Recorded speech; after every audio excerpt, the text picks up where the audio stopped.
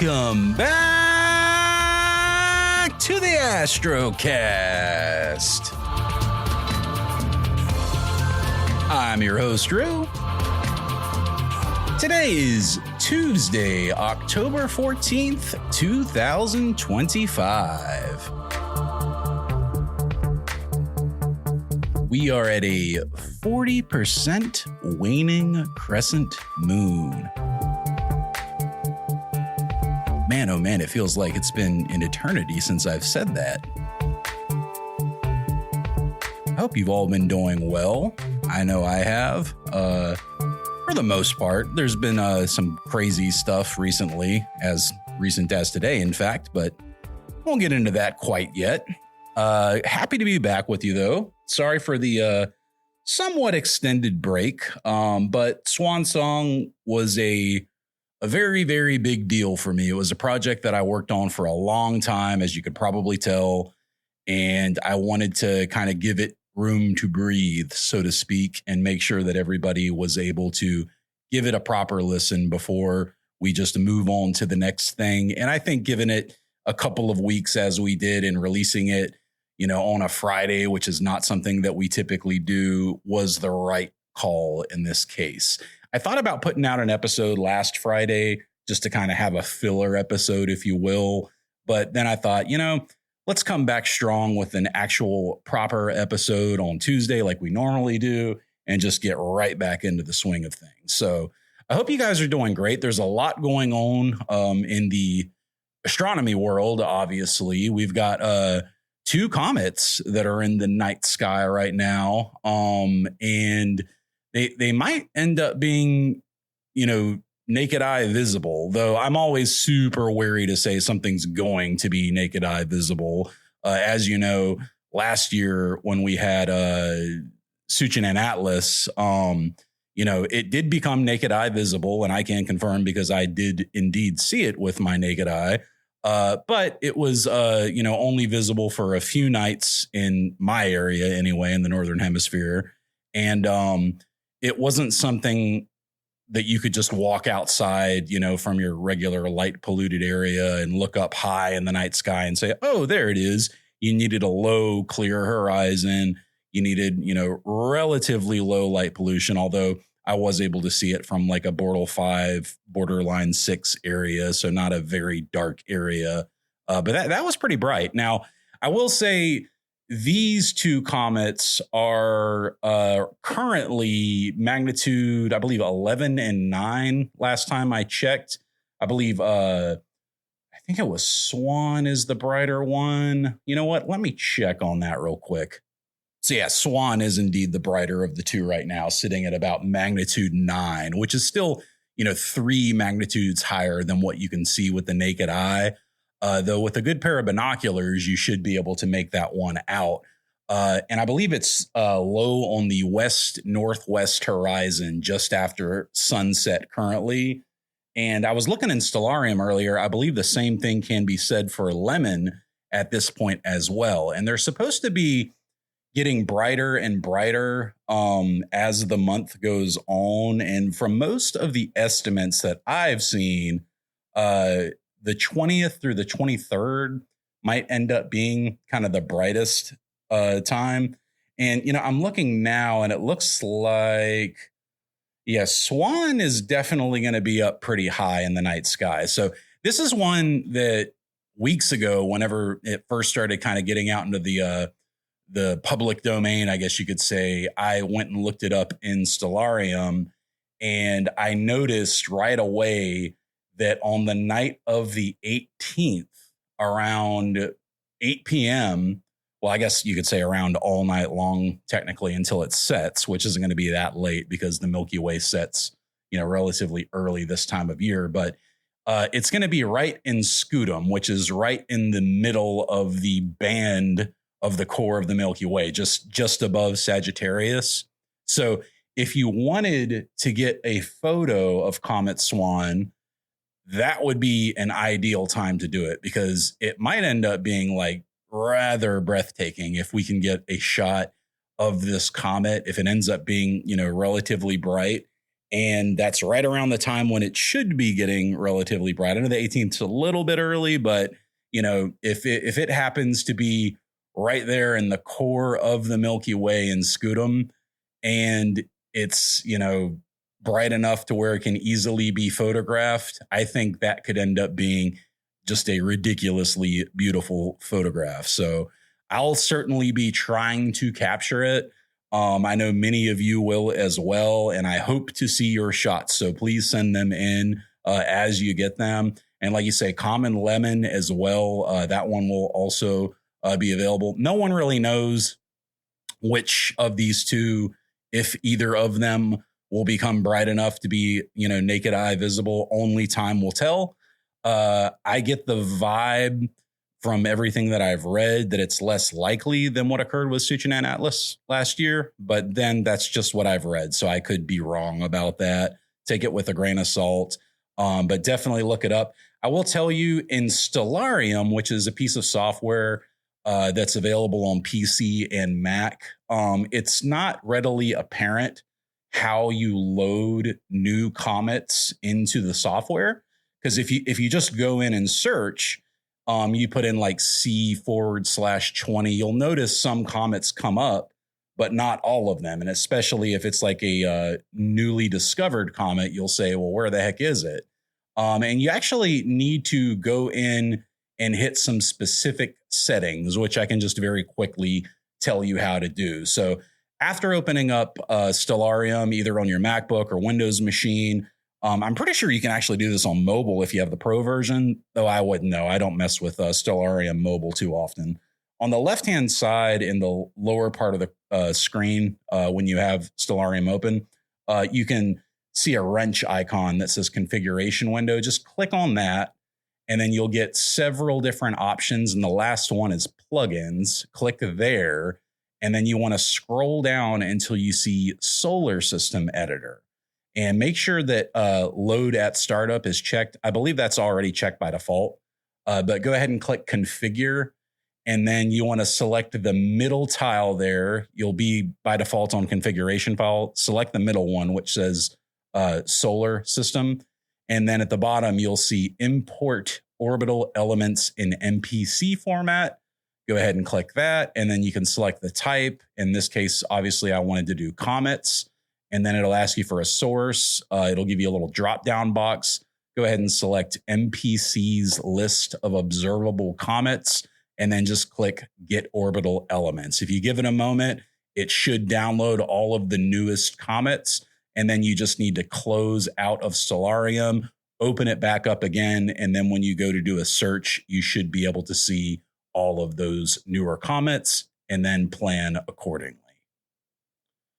But back to Swan Song, man, I had so much fun writing, researching, and recording that episode. And it's more than an episode. It's more like a documentary, I guess you could call it. The soundscaping was super fun to do. That's something I've always enjoyed.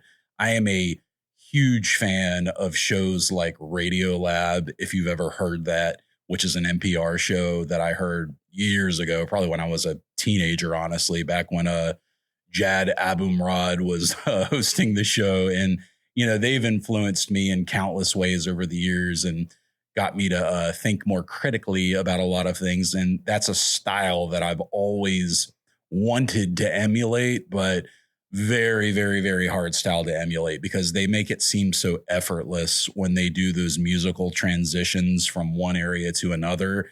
And it all just works together so well. But that being said, I am very happy with how the episode ultimately came out. And I got really good feedback from pretty much all of the listeners. One really cool thing that I didn't mention in the episode because unfortunately I didn't get it back in time. While doing the research on Henrietta, I actually went into the Harvard Historical Archives. So you can actually pull those up online, even if you're not a Harvard student. And I was able to locate the actual correspondence between her and Charles Pickering whenever, she was living back at home when she was sick, and she would write to Charles and he would write back. They actually have all of that correspondence on file in a box somewhere. They literally have the system cataloged by the box number that it's in, probably in some, file cabinet down in a basement somewhere. And I did request copies of that correspondence. I haven't heard back yet. That doesn't surprise me. They probably get a lot of archival requests that are a lot more important than what I am asking for. But if I do get those in the future, I think I might do a Patreon member exclusive where we kind of do a little bit of a follow-up episode and just go over some of the correspondence that I'm able to hopefully get between Charles Pickering and Henrietta. Another cool thing about that is while researching her, I learned about all of the other so-called Harvard computers. And man, I mentioned at one point during the episode, but you could literally write an entire episode about all of those women because each and every one of them achieved amazing things during their time at Harvard, studying all the various glass plates and what have you. Annie Jump Cannon, Williamina Fleming, just incredible work all of them did. And I will also say that we will have more episodes like that in the future. So obviously I don't have the time being a one-man army to produce an episode like that every week, not even every month, to be frank with you. But the hope is that I can put out something like that maybe quarterly or every 6 months. It does require a lot of research. I didn't use any AI while doing the research. I didn't just say, write me a script about Henrietta Leavitt and I'll read it. That's not what I did. I'm very, very pro-human when it comes to art and history. And I really, really wanted to kind of get in the head of people. And I think the best way to do that is to do the research yourself and read about them. I was able to, read the one book that I was able to find, which I referenced the author who did her brief biography, but it was an excellent read if you ever want to check that out. But yeah, what an amazing woman who definitely should have won a Nobel Prize and would have won a Nobel Prize if she was still alive. I have so many mixed feelings about the Nobel Committee not awarding posthumously, but that is how they do it. And that is how they've always done it. So that's how things ended up being for Henrietta. But I hope you guys all enjoyed the episode. It definitely drove some attention to the Astrocast. I definitely think we got some new listeners out of it, which is really awesome. The feedback that I got was just wonderful. And thank you to everyone who listened and took a moment to send me a quick message saying that they enjoyed it or that it inspired them or this, that, and the third. It really means a lot to me. And I just want to let you guys know that I very, very much do appreciate it. Now, on to other topics. I got something kind of fun to share with you guys that I somehow haven't mentioned on the show yet because of what the release schedule has been for the past few weeks, but I'm going to mention it now. The Astrocast now has hoodies available. So if you're not aware, we actually had another merch drop recently. We got our first hoodie just in time for the winter. So it's starting to get a little bit chilly out in the Northern Hemisphere. And I knew that the next thing that I wanted to do was a hoodie, but I knew I wanted it to be good quality. And after testing many different samples, I finally landed on a brand that I actually liked. And it wasn't Gildan because I hate Gildan shirts. They're so uncomfortable and stiff. But it came out great. I really love the design of it. We've got like a kind of a tongue-in-cheek equation on the front chest that basically says Bortle 1 skies or less for all of Earth, which is awesome.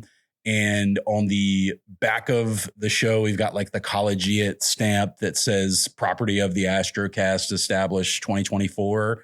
And then there's a quote on the bottom that says, if you can read this, please turn off your light. So it's pretty great. Certainly something that you can wear to star parties or just anywhere.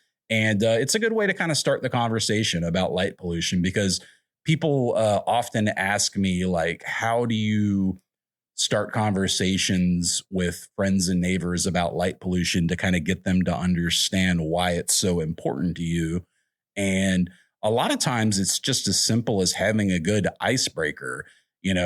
What do you mean turn your lights off? Why is that important to you? You know what I mean? And that can really get people thinking. So, I mean, I've certainly seen it happen throughout my neighborhood. We had somebody start a recent group in our neighborhood. I saw like a little thing hanging on my mailbox that somebody had started a local neighborhood Facebook group. So I scanned the QR code and joined the group, and people were all introducing themselves. There was only about 13 people in the group whenever I joined it.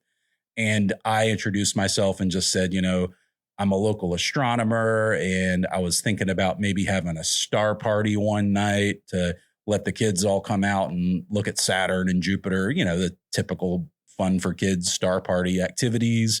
And I posted a photo of the Heart Nebula that I took around new moon. And everybody, absolutely loved it. And a lot of people said, how did you take that photo from our neighborhood? Da, da, da, da, da. And that is what started a conversation about light pollution. So there's a million different ways you can start it, but the important thing is to just start the conversation. Once you do that and plant the seed, then people will start thinking about it, and then they might mention it to someone. And we all know the 6 degrees of separation.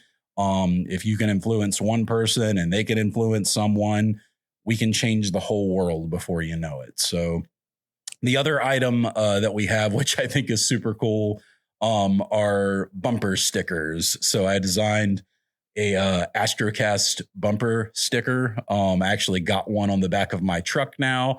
And I really, really like the bumper stickers. I think they came out great.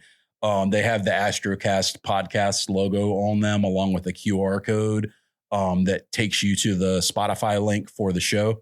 And then in the middle, in big bold letters, it says "Just say no to light pollution," which is awesome. Kind of like a throwback to the Dare. If any of you guys are like me, if you're like a 40 something, grew up in the 90s in America, and you went and took Dare classes, it was kind of a little bit of a tongue-in-cheek reference to that. So the bumper stickers are really awesome. I was able to keep those extremely reasonably priced. I think they're only like $9. So I wanted to keep it to where everybody could get one. The hoodies were a little bit pricier, but I don't have like a million connections in the garment industry. I got them as affordable as I possibly could, just to make enough money to keep making them, essentially. So check them out. If you'd like to get one, you can go to qcru.com/store. I'm also working on a new domain for the Astrocast, so stay tuned for that. Couple other cool things to note with the show. Our Patreon is doing very, very good, actually. I think we're up to like 33 members in our Discord now. Like to give a shout out to our newest member, Lex, who just joined. Thank you so much for joining the Discord and the Patreon. We love having you there. It's good to get to know people. I think you were in Belgium, if I'm not mistaken. We have so many European listeners.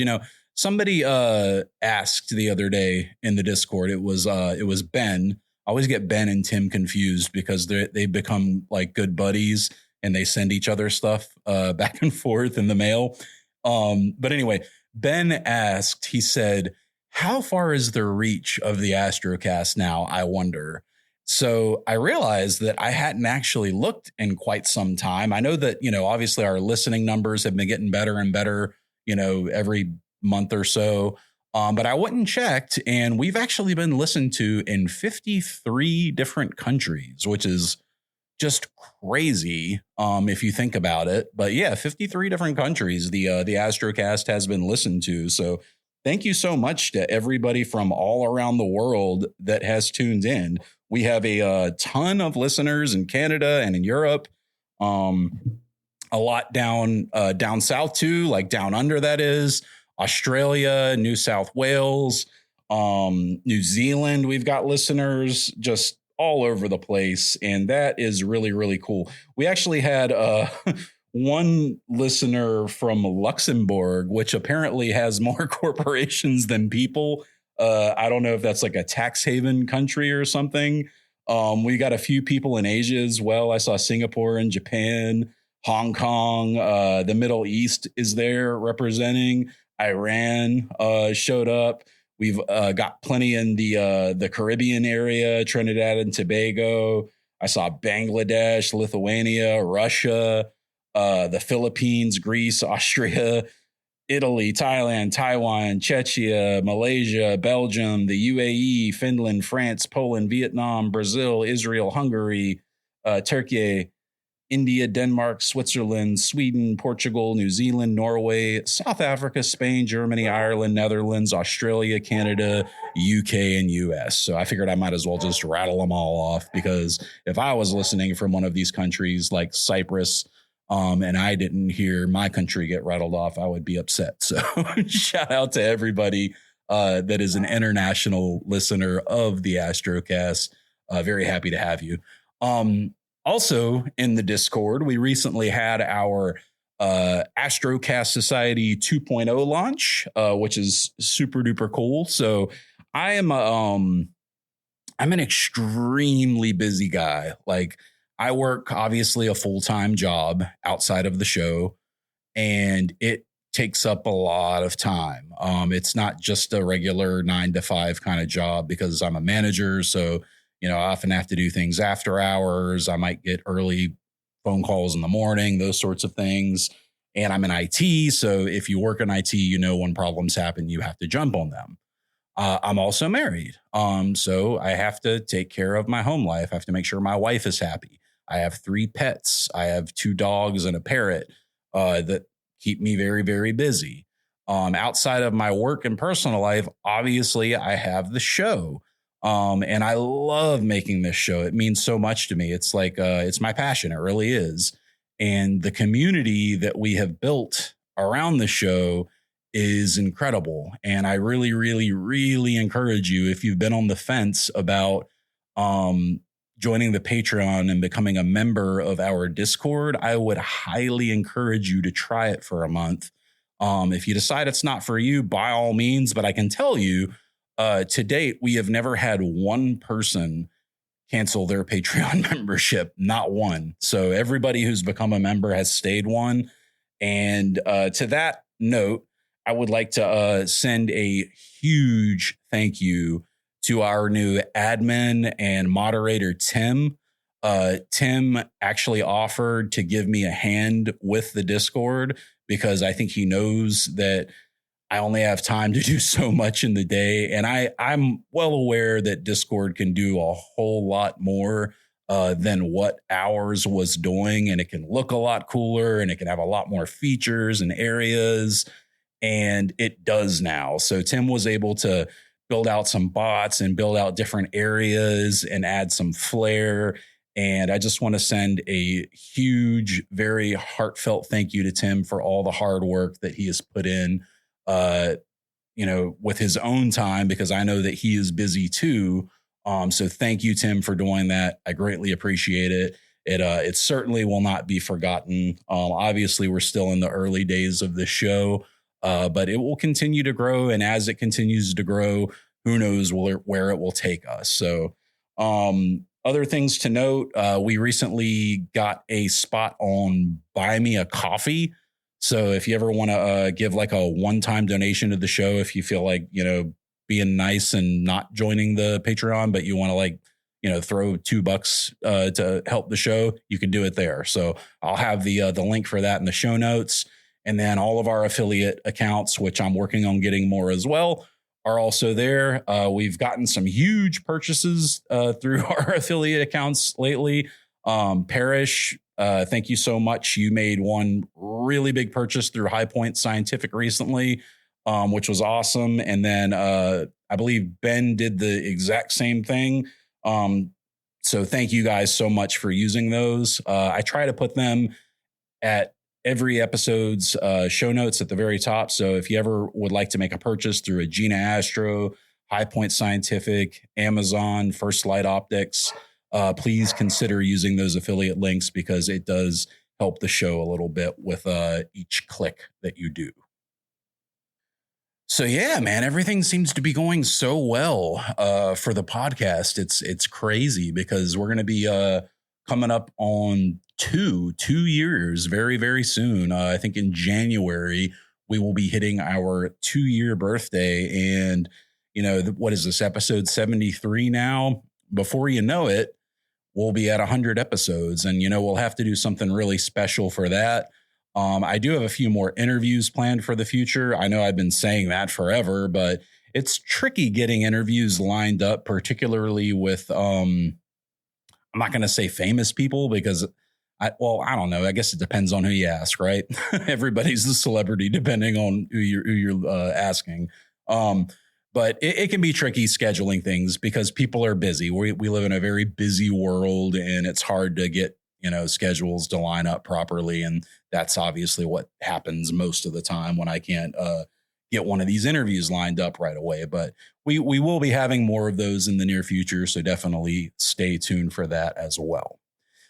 In other astronomy news, I do have some pretty cool news on the camera front. So I have officially joined the 2600 MC Pro Club after, thinking about it for years and years and years. ZWO, if you didn't know, recently released a refreshed design of their 2600 series camera. And really it's just a paint job from what I can tell. I mean, there were some minor differences. I think maybe like a slightly deeper well and a couple other, like a really small frame rate difference. But I mean, for all intents and purposes, it appears to be the exact same camera, but with a newer, look to it, which is fine. But when they did that, they discounted the original one significantly on all of the major retailer sites. So I finally decided to pull the trigger on that. So that puts us at 585, 294, and 2600 MC, which gives me a lot of different effective focal lengths when I'm using the various scopes that I have. I was actually looking at the 2600 MC Pro with the C8. When you have the reducer installed, it can really frame up some nebula very beautifully. So I'm super excited to get that going. All right, so the 2600 Club. Your boy Rue is officially a member. It's taken a long time to get here, and I'm happy to finally have an APS-C size sensor in astrophotography. I'm a little shocked it took me this long to get one because, being into terrestrial photography as long as I have been, I know how important it is in low light situations to have a larger sensor. So, honestly, I'm a little shocked I don't have a full frame sensor yet. But one of the things that, we don't talk about as often when we're differentiating between the two, terrestrial photography and astrophotography, is it's not just about low light performance. It's about effective focal length. And having a smaller sensor doesn't always mean that you're just not gathering as much light or, getting as quality of data as you would otherwise. And what I mean by that is take my 585 MC Pro, for instance. That thing gives me so much more effective focal length. And even though I know the sensor is smaller, they pack in a 4K image into that very small sensor. So even though it is small, they're packing in a whole lot of pixels into that small sensor, very similar to what modern cell phones do. And I don't think too many people would argue that, you know, for wide frame shots, at least, modern cell phones have really, really gotten good in recent years compared to what they were just 10 years ago. You know, you could not compare city shot, I guess you could say, you know, like a mid-range 25 to 50 millimeter maybe type shot on a cell phone to a DSLR just 10 years ago. But now, with your modern iPhones and Samsungs and Pixels, you would be hard-pressed to pick out the difference between a city shot and, a cell phone shot and a mirrorless camera. And I really do believe that. Now, the big difference there is when you get into telephoto. So, obviously, cell phone cameras cannot do telephoto because they don't have lenses built into them. But luckily for us, even if we have a smaller sensor similar in size to what you would get in a cell phone, like the 585 MC Pro has, we can attach them to very nice, very long focal length lenses. And in some cases, they don't even necessarily have to be super long focal length, you know, anywhere from, 135 millimeters up to 264, 400 millimeters or more, depending, if you're shooting with an 80 millimeter doublet or something along those lines. And you get that optical reach that you need while still maintaining that quality image by having the high pixel count. So, with all that being said, though, I do kind of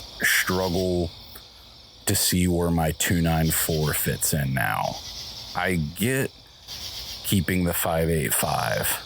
That I definitely get.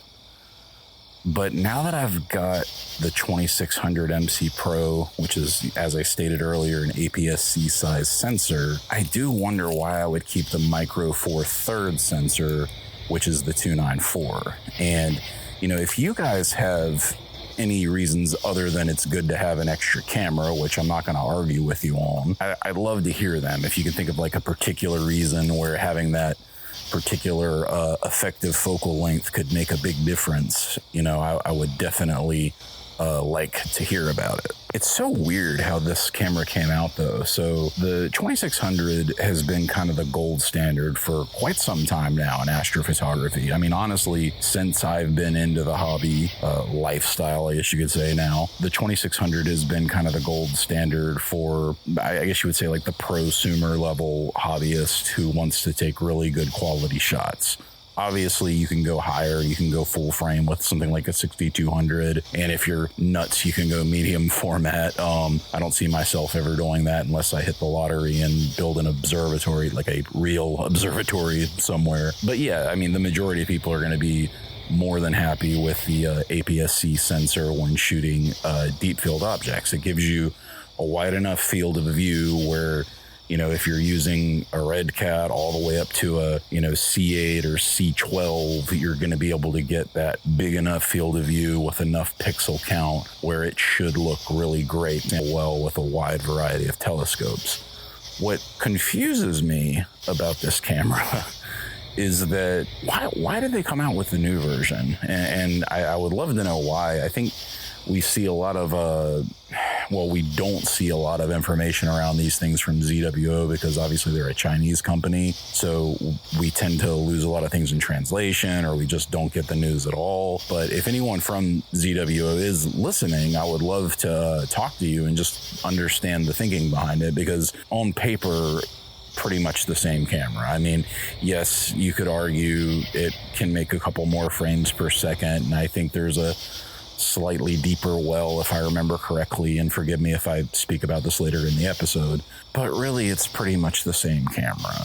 So I wonder if maybe they ran out of parts, or if a supplier was unable to continue supplying something to them that was crucial to make the camera, that obviously was not the Sony sensor that they use, and for that reason they had to go to a new one. Or maybe they just figured they weren't selling that great and a refresh might help. It could be as simple as that. Oftentimes it is.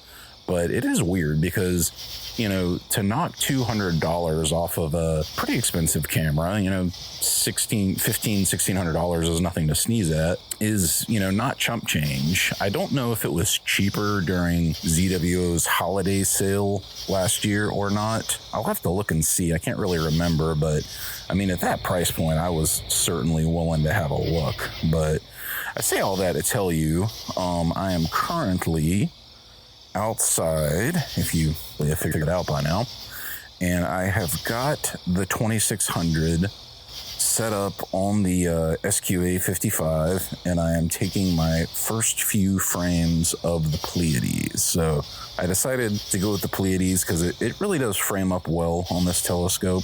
It is a wider field of view for certain, but I'm hoping I can get some of that IFN strength. Yeah, I guess it'll depend if the moon comes up in a few hours. Probably won't be able to get too much of it then, but before then I should be able to. So I'm doing 3-minute sub exposures, and I've got it set up to basically run all night. So it's going to be clear skies all night long. A couple things I'm noticing right away: much larger file size. So my 294, I believe they were like 20 something megabytes, maybe 24 megabyte files. These are 50 megabyte files. So significantly larger file sizes, which means when you're in the preview screen, and, you know, I'm often in the preview screen when I'm first setting up my scope and trying to get things dialed in and what have you. I'll, you know, snap a photo and then wait for it to load, just like a 2-second photo to make sure I'm in focus.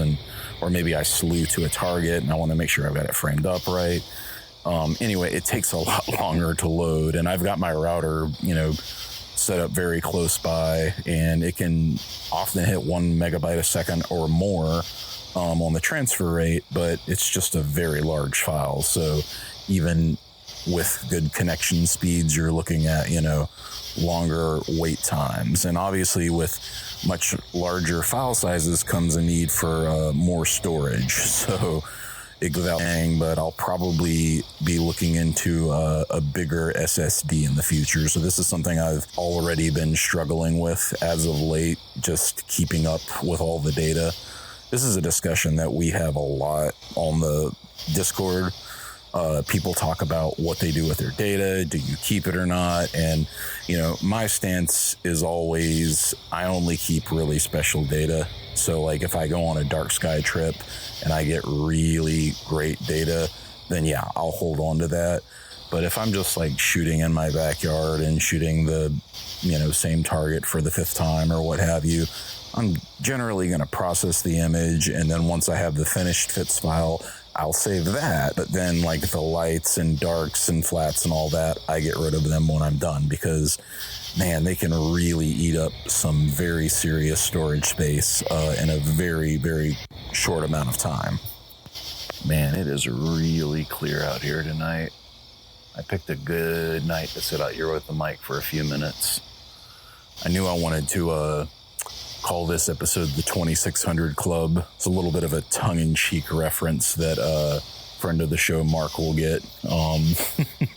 If you grew up in the 90s when I did, and you grew up poor, then you didn't have cable TV, and on the weekends you would often see the 700 Club come on TV, and it was this guy named, I think his name was Pat Richards or something like that.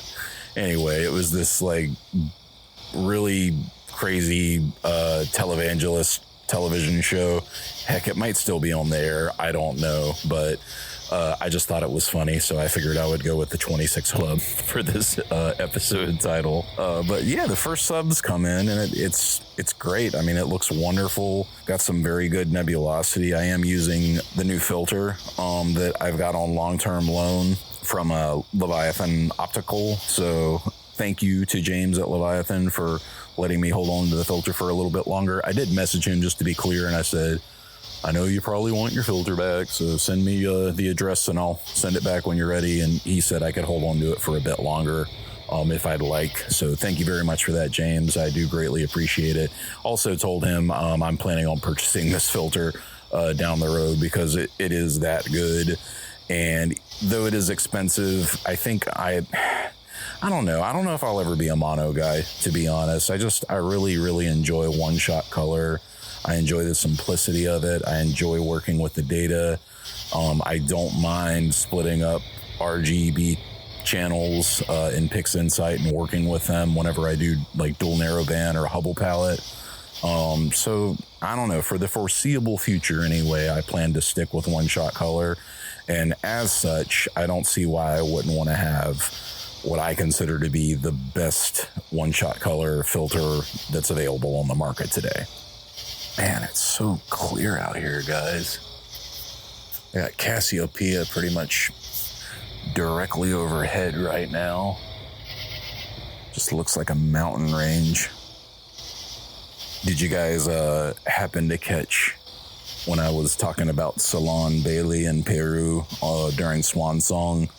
I was talking about how he was looking up at the night sky and seeing all these strange sights like giant ships and toucans, and those were all constellations from the southern skies that I was referencing. And I thought that was kind of a cool little Easter egg in the episode. I don't know if you caught it or not.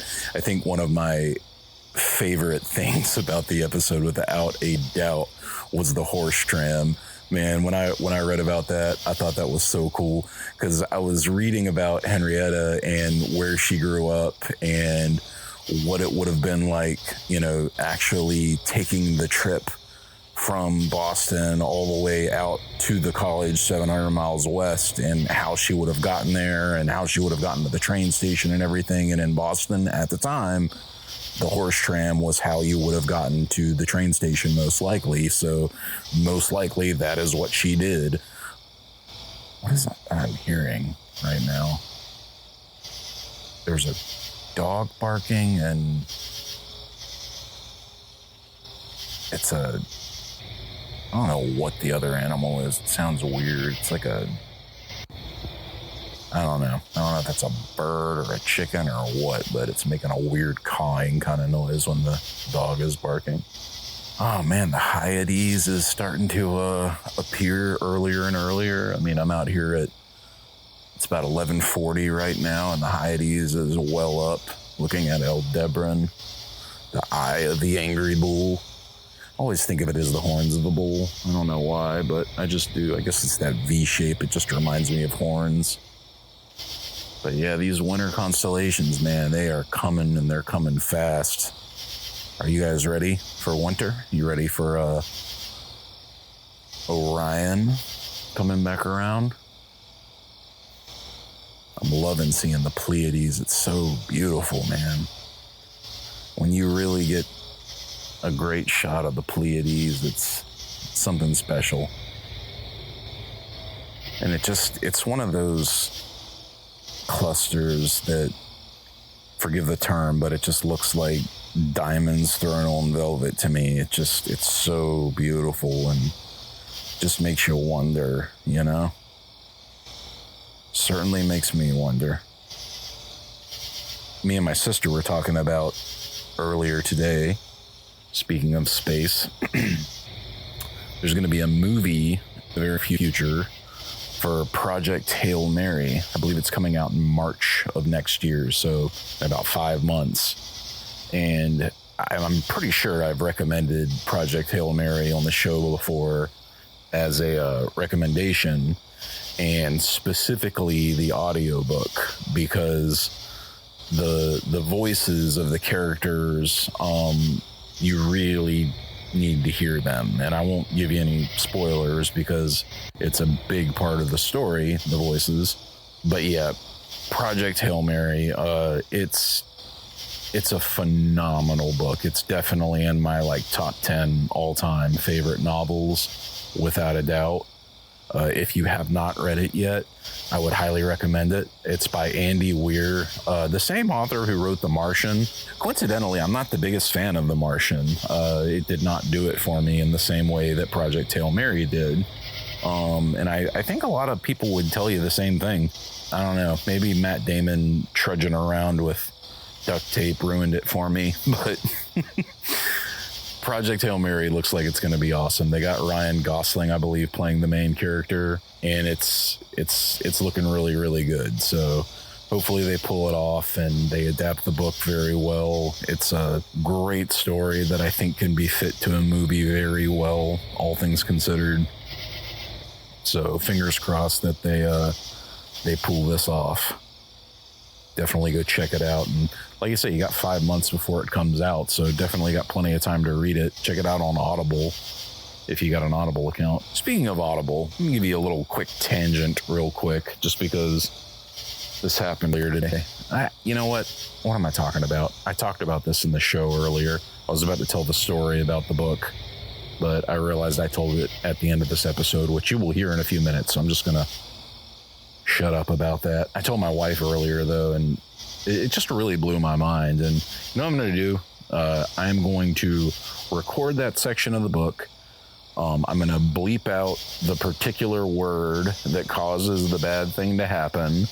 And I am going to go on Twitter and I'm going to @ the publisher and ask them to edit that and bleep it out, because it needs to be bleeped out, because most people listen to audiobooks in their car. Well, I don't know about most people, but a lot of people do. And that means that it's playing over Bluetooth speakers in the car, and therefore bad things can happen. You'll know what I mean when you get to the end of the episode. So forgive me, I'm dropping a little nugget for you, a little foreshadowing there. Yeah, 2600 MC Pro. Can't believe I finally got it. Started off with the Rebel T3i. I still have that camera. Astro modified. I bought it on Cloudy Nights classifieds for $200. It was a great camera to get me started, but the sensor on it was just beat to hell. It was worn out, and yeah, I could never really get a quality image out of it, no matter what I did. But it was a good learning tool. For $200, it let me learn. So I'm still glad that I have it. From there, I eventually got the 294, which has been a really great camera in its own right. It's got its little quirks though. Amp glows, you gotta obviously take care of that with darks. I always do darks anyway, so that doesn't bother me, but it's nice to not have to deal with amp glow. And then the flats are a little bit quirky on the 294. You have to do at least, a couple of seconds, or you can end up with these weird band artifacts. But as long as you handle those two things, great images. I'm really happy with the quality of the 294. Can't complain about that. Then I got the 585. It was so affordable, and I needed a secondary astronomy camera for the dark sky trip that I took last summer. I pulled the trigger on that one. I'm glad I did. No amp glow on that one. Regular flats are fine.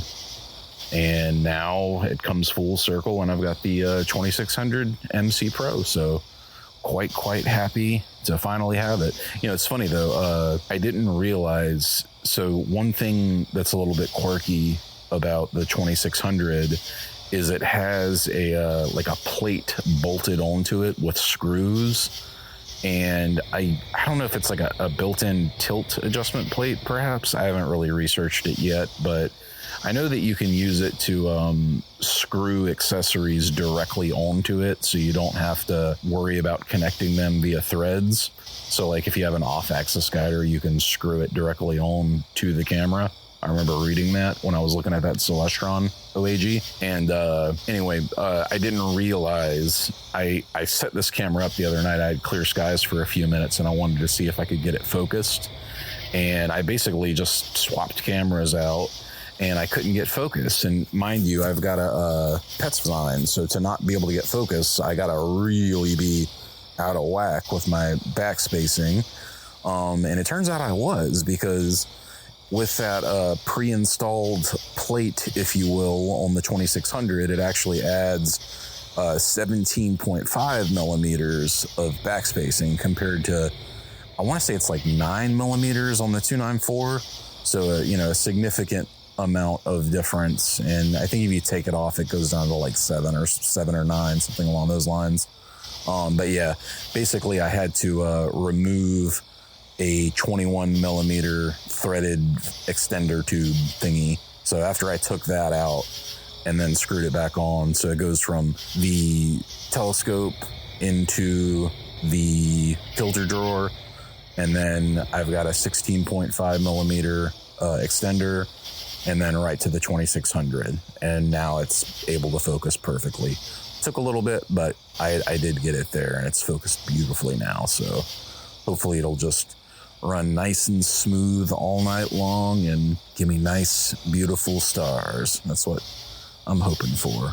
Also found a new target that I'm going to be going for. I didn't go for it tonight because I want to get it with the C8, but the CTB1, it's the Garlic Nebula. I've seen it more frequently as of late. Actually, I have a friend of mine. She grows garlic. It's like her passion, and she didn't know that there was a nebula called the Garlic Nebula. So I'm going to surprise her with a print of it. So that's going to hopefully be the first thing that I capture with the 2600 and the C8. So that's what I'll be aiming to get over the next couple of months. I'm hoping I'll be able to get it before, Cassiopeia gets into an awkward spot. Although, honestly, I should have enough time to get it with where it's at right now in the sky. So should have plenty of time before it's out of the way. Man, I hope I can get that comet next week on the 20th. The way I'm telling you guys, if you get a chance to get low western skies on the 20th, southwest, looking at the Milky Way, the core of the Milky Way in the south, that's where it's going to be. And it'll be right in Scutum, right in the dead center of the Milky Way that night on the 20th, and it's going to be beautiful. So that's the night to try to get a shot of that comet, if you can. SWAN.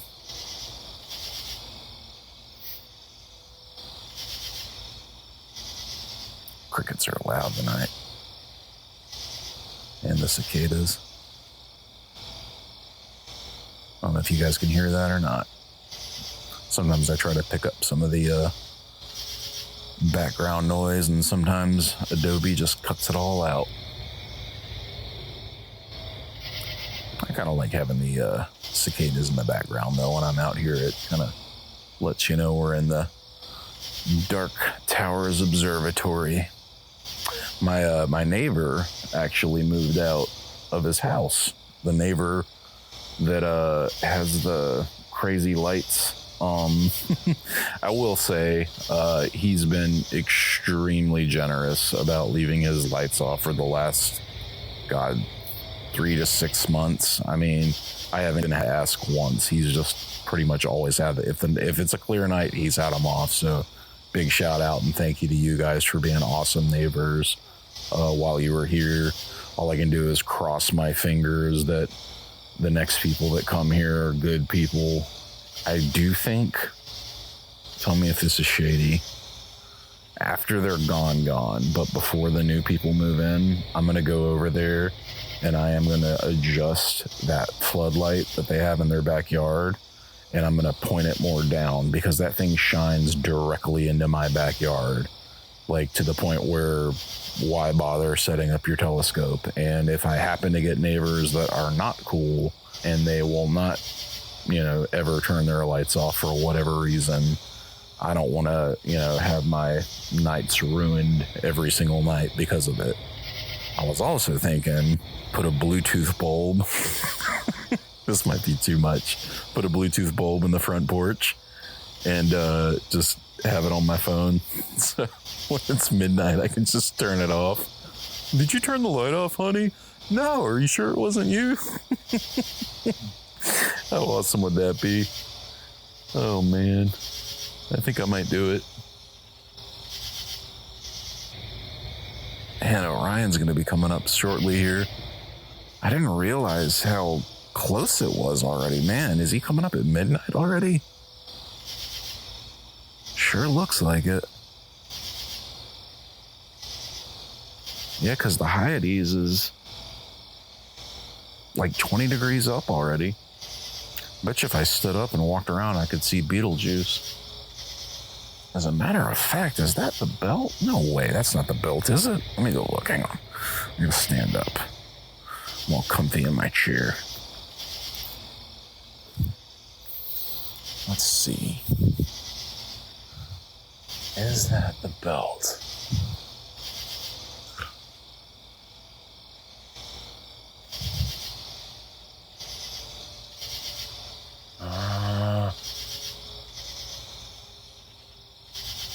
No, it's not the belt. I think that is, let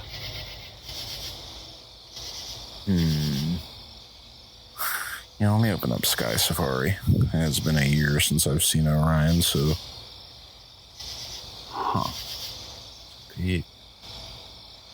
Okay, so it's the shield that I'm seeing right now. That's what I was thinking, but I wasn't certain. I didn't want to open my mouth and say something dumb. So that means that Beetlejuice and co. are right behind. Coming up quickly. God, what did I just step on? Ugh. Felt like I stepped on something back here. Just give you an idea, this is a very, very dark backyard. And, yeah. I'm usually wearing flip-flops whenever I'm at home, so I like to be comfortable. Well, I mean, I guess if I can see the shield, that means within the next hour, Orion will be totally visible. So, yeah, by 1 a.m. now, Orion's up. That's crazy, man. Guess it makes sense, though. I mean, it is, mid-October now, so... Yeah, 'tis the season. I am going to miss the Milky Way, though. I feel like we got kind of robbed this year on the Milky Way. Though I will say, as bad as the summer was for the Milky Way, I think First Light definitely made up for it. Being able to have the view that we did have for that whole long weekend, every night being just so beautifully clear, that was something special, man. And those photos that I got with us all looking up and the Milky Way stretched out in front of us, those are, man, oh man, those are special. We'll definitely be holding on to those. You talk about data that you want to keep. That's data that I will definitely be keeping because that was incredible. God, I want to get back up to that cabin. Mark, you gotta host another First Light soon. Oh man, it's an ordeal, man, for me to get out of here. It's hard because we are adopting right now. That process is rolling along. We're getting through all the forms and papers, and man, there is a lot of paperwork, as there should be for adopting. But we got our pets, 2 dogs, one of which is a old man border collie now who does require a lot of attention. We got the parrot, Zach. He needs a lot of attention too. And, these are our lives, and, they preclude us from doing a lot of things, but, that's what we chose and that's what we love to do. So it's okay, but I need to make time for me too. So I will say at least once a year, I will allow myself to leave and go on a nice, long dark sky trip. I'd like it to be 2 or 3 times a year, and that's what I'm going to be aiming for, to make that happen more frequently, because I do need to travel more and, get out of the day-to-day rat race a little bit more often. I don't got to leave every month or anything, but, every 3 or 4 months, get out of here and go see something new. With that said, guys, I think I'm going to let this scope keep running. I just wanted to kind of tell you a little bit about the 2600 now that it's out here going. Want to thank all of you for listening, and I'm going to pass it back to Rue in the studio. Clear skies. I've also done some more work on the C8.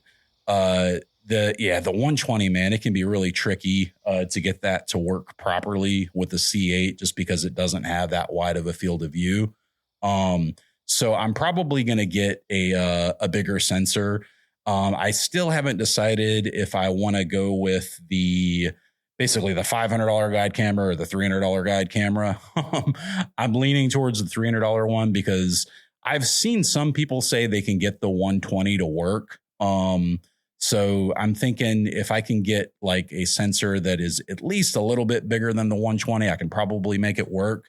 And then I also saw Astrocast, one of our original Discord members. He's been active on the Discord again as of late. He's got a beautiful setup with his Celestron Schmidt Cassegrain, and he actually has the Celestron OAG off-axis guider. And he said that it's wonderful. So it is expensive. It's a $300 off-axis guider, but it's very, very high quality, and it's, you know, made by Celestron. So I would think it would work well with their OTAs, but you know, you never know. And I believe he also has an Edge HD, if I'm not mistaken, and mine's just like a regular C8. So I don't know if there's any differences there, technically speaking, but I'm definitely going to look into that Celestron OAG as well. So yeah, Celestron OAG, definitely worth considering. He also taught me a few things about the prism placement. So you got to make sure that your prism is not covering up your sensor, essentially, because it can cast a shadow if you have it in the wrong position, which is honestly kind of where you would naturally put it when you're installing your imaging train. And I realized that was exactly what I had done the first night when I was testing it out. And I've had nothing but cloudy skies for weeks now. So I haven't had another chance to test it out. And it's killing me because I really want to play around with that C8 and the, you know, off-axis guiding that I do have to at least see if I can get it close, you know, and collimate the scope. I got the Bob's knobs in the mail and all that. So I got work to be done on it, but I just haven't had a chance to because it's been so cloudy. I will say when I looked at the moon, it looked good, but I suppose collimation probably doesn't affect the looks of something so big and bright like the moon. It's probably more delicate details like stars, because the stars definitely did not look so great. So I definitely need to collimate the scope, and that's going to be, you know, first on the list. As soon as I get some clear skies, I'll be doing that. I did see where you can do it indoors if you get basically like a single LED and use it as essentially like a fake star and put it at the end of a hallway and then point your OTA directly at it and then use that as a star and collimate based on that. You know, if I'm feeling froggy enough, I might do that because I do have like one area in my house that's got a long strip of hallway where I could set the OTA on the kitchen counter and I could probably collimate that way. But I don't know. I'm just waiting for clear skies for now. I also want to get another few nights out with that filter. Man, oh man, the Leviathan optics filter is really something special. I've been messing with the rest of the data because, like I say, I was able to gather the Heart Nebula and the Soul Nebula, and I would like to see. The problem is I processed all the Heart Nebula data the first night that I did it all, and then I captured all of the Soul data, and then I went to go back and process that, but I wasn't able to process it in the exact same way, no matter how hard I tried to make it look like the exact same, you know, image that I had done for the heart, which isn't surprising at all. So really what I should have done was put the two images together as one mosaic after incorporating all of the calibration frames and then stretched it and edited it and all that kind of good stuff. But I wasn't able to do that. So what are you going to do? So I'll basically have to start from scratch with that edit process. It's a real shame though, because man, I love how that Heart Nebula came out. I did such a good edit on it, and I was so happy with how it came out. I also, while I was away, I was able to meet one-on-one with one of our longtime members of the Patreon and Discord. Shout out to Kelly. She is for now, our lone female member in the Discord. I think we had another one early on, but we haven't seen or heard from her in so long, so I don't know where she is. But maybe she's listening. If you are, feel free to pop in and say hi sometime. But Kelly, she's really cool. So she basically lives on a farm. She's a mom. She's got older kids that are teenagers. And she just decided one day that she wanted to get into astrophotography. I guess, I don't know if she saw like an image online and said, man, this is beautiful, I want to try this. But she decided she wanted to get into it. And I guess she's the kind of woman that just nothing's going to stop her once she gets started. So she joined the Discord, and she asked us questions, and we helped where we could. And a couple of times, me and Nate got on video chats with her to help her out with things like auto guiding and these sorts of things. But one of the things that she had not been able to do yet was learn Pix Insight. So Pix Insight is a lot to learn. I'll never forget the first time I opened up Pix Insight, I was like, what the heck am I looking at? Because there was just so much to see and do in so many different areas, and none of it is intuitive. So you really, really, really have to follow guides or have a teacher. And not everybody can learn with, just watching YouTube videos and following along. That just doesn't work for everyone. And I can definitely appreciate that. So Kelly really wanted us to get with her one night and, just kind of show her the ropes on Pix Insight. And as I stated earlier in the episode, I'm an extremely busy person. So it's tough for me to, get a free night to show somebody, even if it is just for a couple of hours. It's tough for me to do. But last week, my wife, Jess, she actually went out of town with my mother-in-law. They went to the beach for a week to have like a girls' week away. And that was actually payback for the first light trip that I took to Wisconsin back in August. Shout out to all of the First Light crew. Miss you guys and hope everybody's doing well. But I figured that was the perfect opportunity to get with her and spend a little bit of time teaching her the basics of Pix Insight. So we got together and I had her set up Google Chrome remote desktop in advance because I knew this was a situation where we would want to be able to share screens and let me take over the mouse and keyboard so I could show her exactly where to go and what to do for certain things.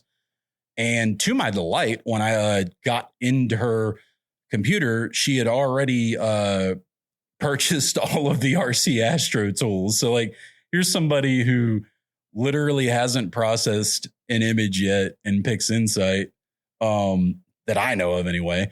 And she already had Blur Exterminator and Star Exterminator and Noise Exterminator. And I'm just like, holy crap, Kelly, you already got all this stuff and you haven't even used the software. And she's like, yep. I'm like, man, you are not playing around, girl. So we started working on it. And she had some really great data of the Heart Nebula. So we started going through her data and I was showing her how the blink feature works. And it's funny. I think she said her cow was probably like bumping into her mount or something, if I'm not mistaken. I don't know if it was Astro or who it was, but we noticed every few frames that the stars were wobbly. So something was definitely bumping her mount. And I was concerned about that because I know Pix Insight will automatically reject if you've got, a really bad image with really wobbly stars. But I wasn't sure about adjusting that limit. Like I knew there was an area within weighted batch pre-processing where you could go and say, reject this percentage, but I just hadn't done that yet because what I had always done in the past was I would go through Blink and I would just jot down the numbers of the bad subs and then manually remove them. I realize now that was a complete waste of time because she had a lot of data. Like she had 10 plus hours, I want to say. And what I noticed is, we were going through Blink and writing them down, but it was taking forever because there was a little bit of delay because we were on a remote connection and everything. And I was like, if we sit here and write all these down, we'll be here all night just counting, FITS files. So instead, we just said, let's throw them all in as lights in the weighted batch preprocessor and just let PI sort them out. That's what we did. And lo and behold, it came out perfect. So it automatically rejected all of those bad frames. And she ended up with really, really great data. So I walked her through the basics. And what I like to do with PixInsight, if I'm teaching somebody how to use it, I do not teach them like super advanced stuff like generalized hyperbolic stretch and curve stretching and all that. I don't recommend that to very, very new people to PixInsight. I recommend that you download all of the tools available, like Easy Processing Suite and SETI Astro, and you use those tools wherever you can until you can get a pretty picture. And then once you get to that point, because believe me, it's not easy to get from just a bunch of FITS files and darks and flats to a pretty picture that you can share on Facebook or whatever it is you want to do.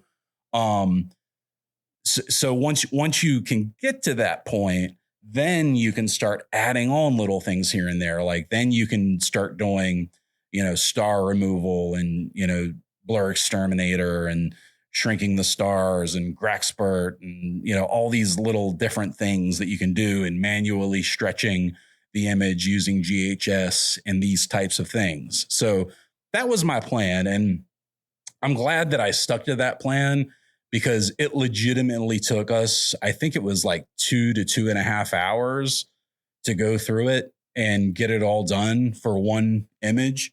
Now, we did have to set up quite a few things. Like I know Graxpert wasn't set up properly, and we definitely needed it because there was a big gradient in the image from where the moonlight had been coming in. If you don't have Graxpert somehow, I highly, highly recommend that you check it out. It's an excellent tool. It's free. It integrates with PixInsight, so you don't have to run it as a standalone application. And it just works wonders for removing gradients. I use it on pretty much every image that I do. I have heard some people say that it can remove data. I've personally never had a problem with it, and I'm very happy with how my images come out if I put enough time into them. Could there be more data there? Yeah, I suppose there could be, but I'm happy with it. So I think at the end of the day, if you're happy with what you're getting, then who cares, right? So anyway, we went through and it took about 2 to 2.5 hours, and we ended up with a finalized photo that I think looked really good. For a first image that was processed in PixInsight, it looked damn good. Nice round stars. They were small. We used Blur Exterminator on it. We used Graxpert on it. We used the Easy Processing Suite and the I think it's called Easy Soft Stretch to do the stretching to convert it from linear to nonlinear. And overall, Kelly was very happy with the results too. But when I got done with the call and hung up, I was like, man, I hope she can remember all this stuff because I threw a lot at her. And I did. I mean, because as you guys know, when you're learning PixInsight, there is a lot to it. But she came back 2 days later, and boy, oh boy, I shut up real quick because she came back with another photo that she had processed entirely on her own in PixInsight using those same methods, and it came out great. So I just want to applaud you, Kelly. You're doing an excellent job. It's not too often when you see, a mother of teenagers who's, living in a rural area who decides to get into astrophotography, person who is, by their own admission, not a very technical person, but you're doing a great job. You're keeping up with us in every aspect of the word. So keep it up. Keep using PixInsight. I'm more than happy to show you more stuff if you want to learn it. I think we got all the big stuff out of the way. So the next class can probably just be 30 minutes showing one tool at a time. So she's just doing an excellent job. And I just wanted to call that out because I think a lot of people get overwhelmed with PixInsight when they first pull it up. and they end up not using it, and they go to an easier tool that maybe just kind of automatically does everything for them. Like I used APP early on because it basically, you just click through all the steps and then it spits out an image at the end. And it's not bad. Don't get me wrong. But I feel like it's more rewarding when you can really dial in that data yourself. And once you start realizing what these different tools are doing and how to effectively use them. And then especially when you start getting into things like narrowband imaging and splitting channels, man, oh man, it opens up just a whole new world of possibilities to you in an application like PixInsight. I'll also say too, we have listeners that don't have PixInsight for whatever reason yet. Maybe you just don't have the coin yet to drop on it to get it. And I completely understand that. I just want to mention Cirrel is an excellent open source alternative to PixInsight.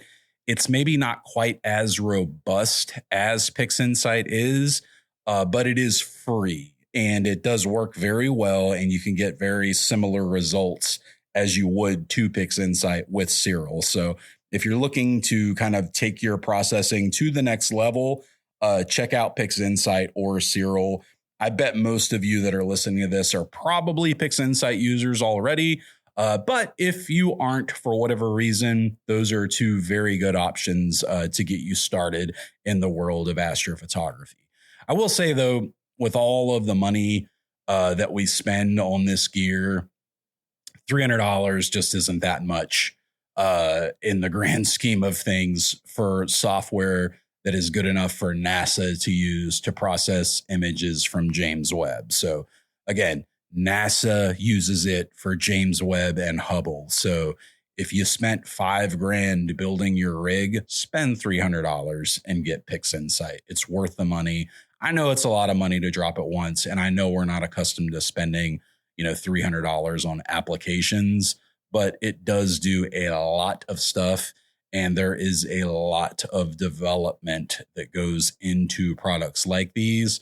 And then it also opens you up to all of the awesome plugins that you can use with it, like SETI Astro. Like I mentioned before, SETI Astro, man, oh man, their tools are growing rapidly. They have so much new stuff coming out. In fact, the team at SETI Astro have just recently released a brand new method of stacking images. So it's called Image MM, as in Mike, and it's getting rave reviews. I haven't had a chance to try it yet, but with whatever data it is that I capture next, I am planning on using this new method to stack my images. And it's supposed to be really, really good from everything that I've heard. It's based on some work that the creator of SETI Astro read about in a paper, and then he was able to take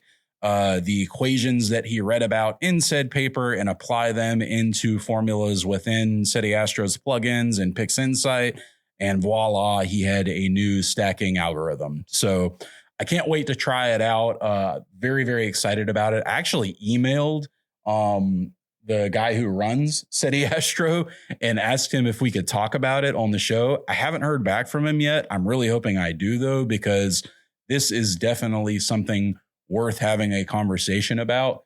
So if you would like to check it out, I will leave the website where you can visit the SETI Astro page in the show notes. And then there's also a YouTube video that explains exactly what it's doing and how it's doing it and all that kind of good stuff.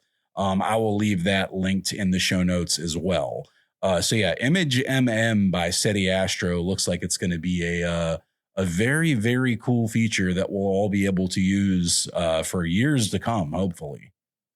Another Astro news. I don't know if I mentioned it or not in recent weeks, but the AM3N is officially out and available. Of course, that happened to come out just weeks after I purchased my AM3 for the same price. You gotta love when that happens, right? But it's not a huge difference. I mean, it's mostly quality of life stuff. I would like to have a power port and a Type-C port right on the saddle to make it a little bit easier on the cords. But at the same time, I've done what I think is a pretty phenomenal job with cable management on my AM3, considering I usually have the ASCAR running on it. So I'm not too worried about that. Would it be nice to have? Yeah, it'd be nice to have, but we'd all love to have more Astro gear, wouldn't we? To that point, I might be selling a couple of my pieces. I've actually got more than I need now, and some of it's starting to collect dust. We are putting together a classified section on the Astrocast Discord. So we've already got, I think, one mount up on there. It's just something for members only, and it's just for friends to trade. Again, nothing serious, but I might put it up on Cloudy Nights too. Haven't decided yet. I'm thinking about selling the 294 MC Pro just because I get keeping the 585 because of the longer effective focal length, and the 2600 obviously is great. I don't know if I still have room in my kit for the 294. I don't know though. I got to think about it for a little bit.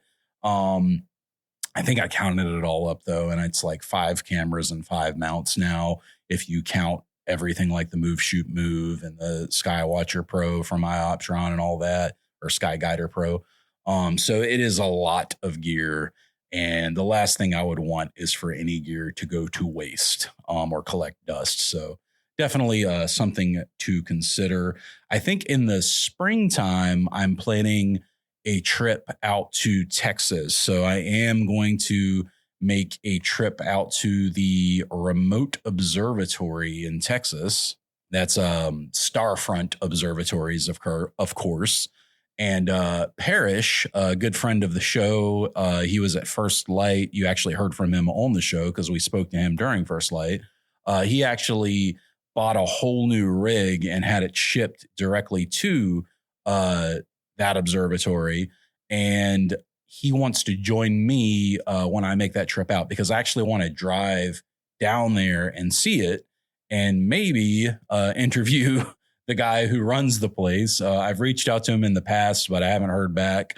And I'd really like to talk to him about his process and the scaling and everything. Talk about a genius idea, man.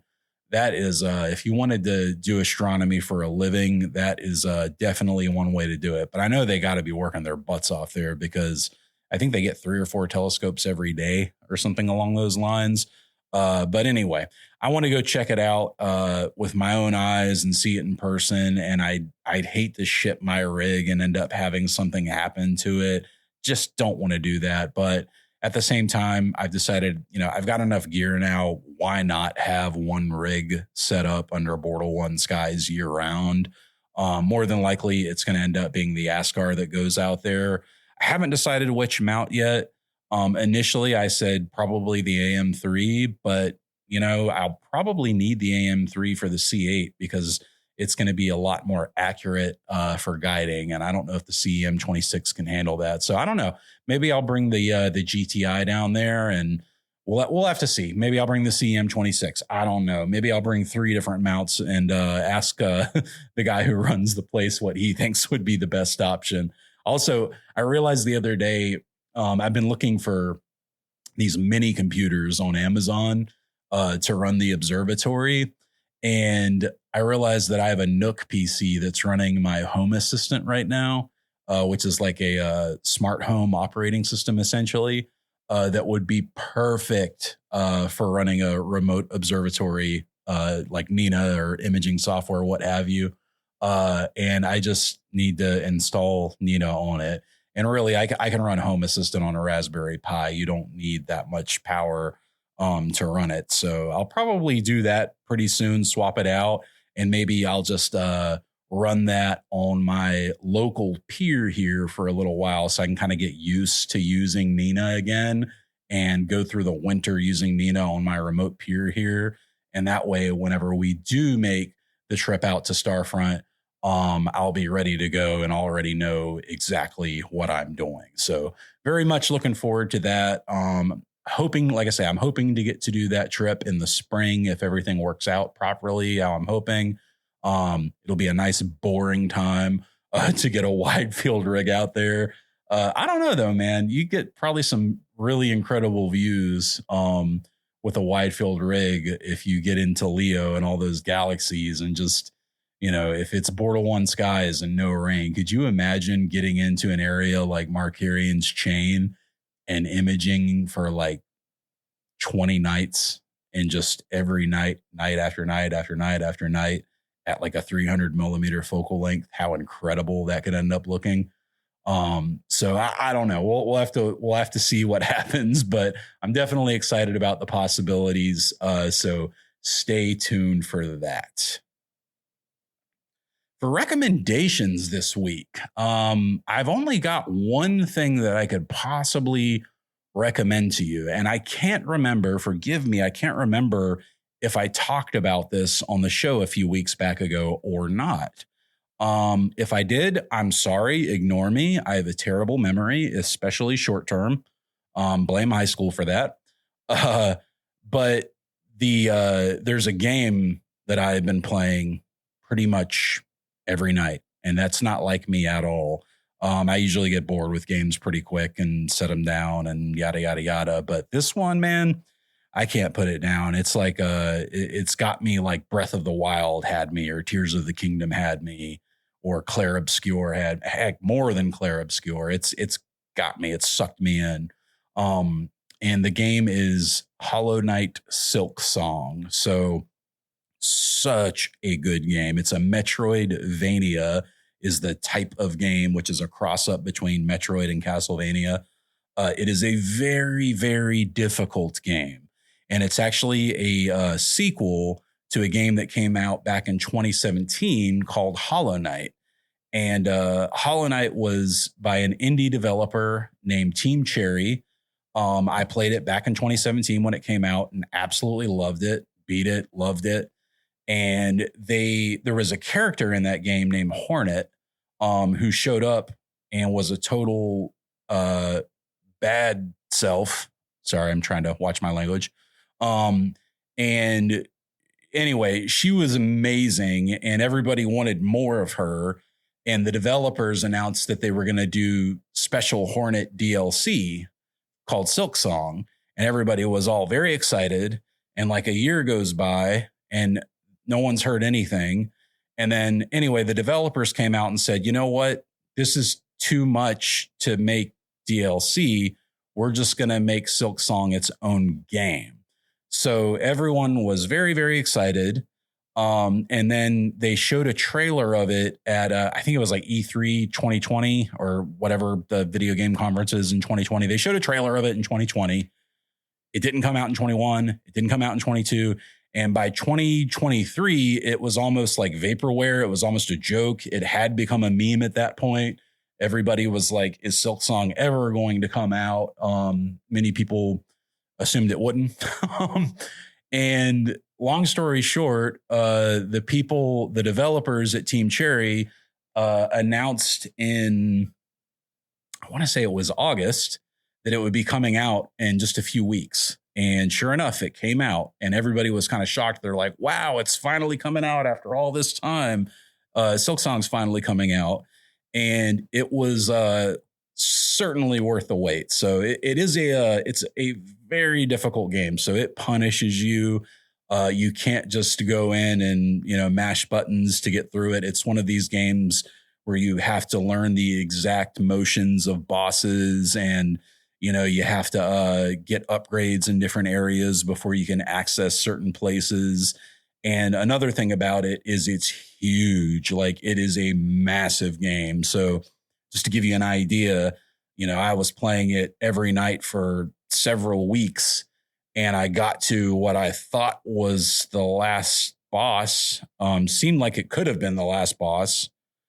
And I beat them. And then after I beat them, the words Act 2 appear on screen and boom, the map explodes and it's this whole new giant area. So yeah, it kind of blew my mind and has continued to do that for the past several weeks and will continue to do it until I beat it. And that will happen because I can't put this game down. It's so, so good. So if you played Hollow Knight in 2017, chances are you've already heard about Silk Song. But if you're a fan of that style of platformer game called Metroidvanias, and you somehow have not heard of Hollow Knight or Silksong, I highly recommend you play them both. I will say, don't go into Silksong playing it if you haven't played Hollow Knight. You will throw the controller. You'll be like, why is this game so hard? I don't understand what's happening here. It won't make sense to you why it's so difficult. You really need to kind of play Hollow Knight to learn how to play Silksong, because they really did up the difficulty. And I'm a 41-year-old dude. I'm not as fast as I used to be, but I'm keeping up. It might take me a few more tries than a 17-year-old, but I'm progressing through the story as fast as I possibly can. And honestly, I don't want to go too fast because I'm enjoying it way too much. So outside of that, I've also been reading Dan Brown's new book, The Secret of Secrets. I've always been a big Dan Brown fan. He's actually the author that kind of spoke my curiosity with reading. When I was like 18, maybe 19, I got the Da Vinci Code, which was like a worldwide hit. That's what put him on the map. And I love the book. I couldn't put it down. And I've read all of Robert Langdon's adventures since then. And I believe this is his last one. I believe that Dan Brown's on record saying this is Robert Langdon's swan song. No pun intended. So very, very good book so far. I'm about a third of the way through it, listening to the Audible version and then also reading the hardback when I can. I will say that I was listening to it today while I was out driving around, and they did something very, very, very uncool for an audiobook. And I'm honestly like, I'm not the kind of guy to write a letter, but I think I'm going to write a letter this time. The author said he was quoting someone in the book and essentially says, "Hey, iPhone assistant, call 912." And I just completely changed a couple of words there to make it impossible for that to happen on your end. But imagine if it said exactly what you needed to say to call the authorities on an audiobook while you were in the car on your Bluetooth headset. Like, are you kidding me? So like literally my stereo heard that and SIRI picked it up and then dialed. I was able to hang it up quick enough to where it didn't connect the call and I didn't get a call back from the police. Thank goodness, because I don't know how I would have explained that. Sorry, I was listening to an audiobook and it called you. Like, that's ridiculous. So just a fair warning, it's around chapter 32 when that occurs. So just, I don't know how you avoid that. I don't know, maybe switch over to Android for that chapter. But just a heads up if you're checking out that book. But otherwise, great novel. I'll write an angry letter and hopefully they'll change it. So that's going to do it for us this week, guys. I greatly appreciate you tuning in as always. I've missed being behind the mic. It's so good to catch up with everyone. We will be back to our normal schedule, at least over the next few weeks until we get into the holidays. I might take a week here and there as the holidays approach, but for the foreseeable future, we should be back to Tuesdays, Wednesdays, and what have you over the coming weeks. So thanks so much for tuning into the Astrocast. I am your host, Drew, and as always, clear skies.